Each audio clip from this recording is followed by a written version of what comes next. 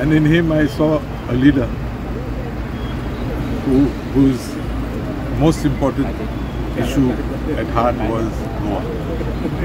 He walked the extra mile to ensure that Goa did not lack in the field of infrastructure.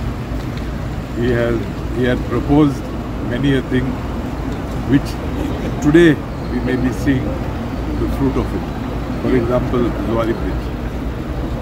For example, Mandovi Bridge. Though Mandovi Bridge was inaugurated towards the last few years, in the last few days. In the field of education, I know that field was also very dear to him, and that is why he kept that portfolio with himself. Why did he do that? It's because he felt that students of today are leaders of tomorrow.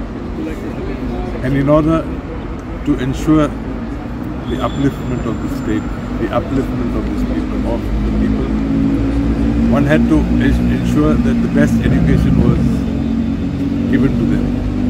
For the student of today is the leader of tomorrow. With the commencement of this institute, which has been inaugurated today, I think the preparedness of our youth is furthered as if you go through the subjects that are being offered here. They are all pertaining to the local need, be it in the field of environment, be it in social welfare, law. Various courses are going to be conducted here, which I believe, as I said earlier, is the need of the hour. It is with people from these type of institutes that even people like us in government are going to be enlightened.